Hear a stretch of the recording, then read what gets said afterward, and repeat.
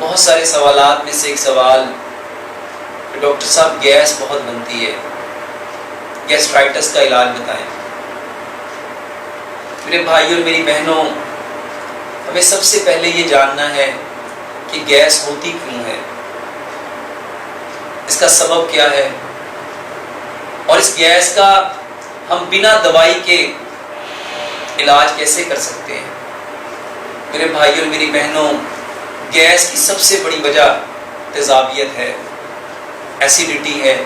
جب آپ کے جسم میں تیزابیت کا لیول بڑھتا ہے، آپ کے جسم میں تیزابیت ہوتی ہے، آپ کی باڈی، آپ کا جسم جن ایسڈز کو پیدا کرتا ہے وہ معدے کے اندر ایک مخصوص لیول سے جب بڑھتا ہے، اس تیزابیت کی وجہ سے چیزیں گلنا سڑنا شروع ہو جاتی ہیں۔ جو کھانا ہم کھاتے ہیں، جو چیز ہم کھاتے ہیں، وہ تیزابیت، وہ تیزاب، وہ ایسڈ اس کھانے کو گلاتا ہے، اور کھانا ہمارا آلریڈی پہلے سے ہم گلا ہوا کھاتے ہیں۔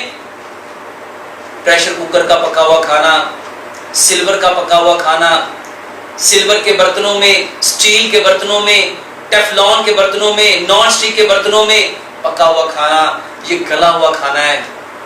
ان برتنوں میں کھانا پکتا نہیں ہے، گلتا ہے، اور وہ گلا ہوا کھانا جب اس میں وہ تیزاب ملتا ہے، ایسڈ ملتا ہے، اس کو اور گلاتا ہے، اور اس کے گلنے سے وہ کھانا سڑتا ہے۔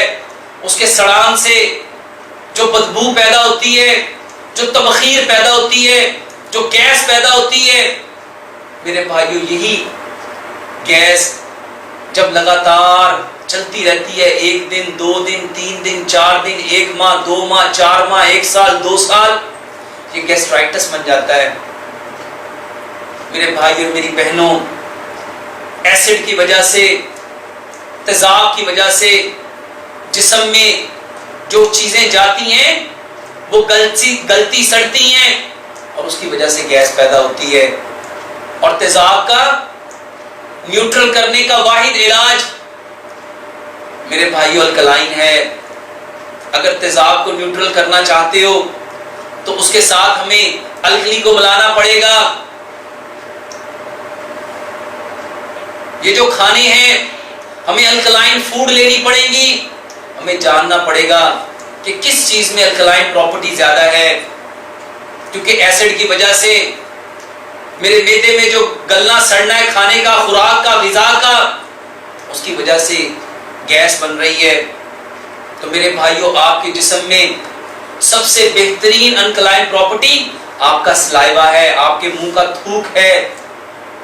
میرے بھائیوں اور میری بہنوں، اگر ہم صرف اور صرف اپنے تھوک کو بڑھا لیں، اپنے سلائیوا کو بڑھا لیں، اور یہ سلائیوا ہمارے سلیوری گلینڈ پروڈیوس کرتے ہیں، یہ اللہ سبحانہ و تعالیٰ کی طرف سے وہ بہترین دوائی ہے جو تیزابیت کا، جو گیس کا بہترین علاج ہے۔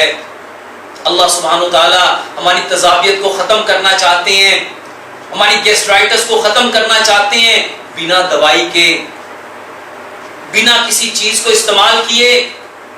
اپنے منہ کا سلائیوا بڑھاؤ۔ یہ کیسے بڑھتا ہے؟ میرے بھائیوں، کھانے کو جب ہم 32 بار چبائیں گے، جتنا کھانے کو چیو زیادہ کرو گے، وہ سلائیوا اتنا زیادہ پروڈیوس ہوگا۔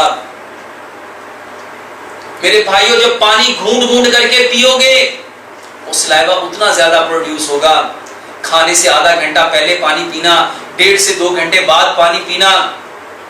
جب آپ پانی کے چھوٹے چھوٹے سپ لوگے، جب ہم 1 سپ لیتے ہیں، سلائیوا کا 1 ڈراپ اس پانی کے ساتھ ایڈ ہوتا ہے۔ جب 2 سپ لیتے ہو، جب 3 سپ لیتے ہو، ہمارے سلیوری گلینڈ جب ہم پانی کو نگلتے ہیں، بار بار نگلتے ہیں، تو یہ سلائیوا پروڈیوس ہوتا ہے۔ یہ سلیوری گلینڈ اس کھانے کے اوپر، اس پانی کے اوپر سلائیوا کی پھوار دیتے ہیں۔ میرے بھائی اور میری بہنوں، یہ منہ کا سلائیوا بہترین اللہ سبحانہ و تعالیٰ کی طرف سے انعام ہے، اور اس کو سمجھو پیارے پیغمبر جناب محمد صلی اللہ علیہ وآلہ وسلم کے طریقے سے۔ غار ثور میں جب ابو بکر صدیق رضی اللہ تعالیٰ عنہ کو سانپ نے کاٹا تو نبی صلی اللہ علیہ وآلہ وسلم نے وہاں کیا لگایا؟ اپنا سلائیوا استعمال کیا، اپنا تھوک، اپنا لعاب طحل لگایا۔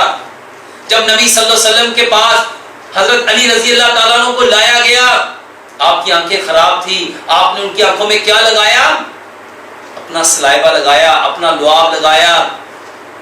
میرے بھائیوں، بہت سارے بھائی اور بہنیں کہتے ہیں وہ تو نبی تھے، ان کی ذات تو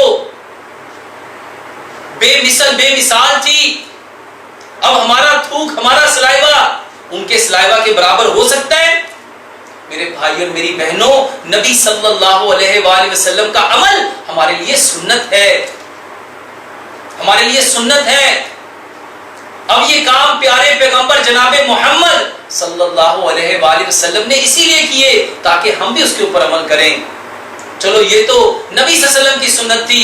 دیکھو ان دو صحابہ کو، ابو سعید خدری رضی اللہ تعالیٰ عنہ اور ابو دجانہ رضی اللہ تعالیٰ عنہ، جب وہ ایک قافلے میں سفر کر رہے تھے، ایک قبیلے کے سردار کو سانپ نے کاٹا، ایک قبیلے کے سردار کو بچھو نے کاٹا۔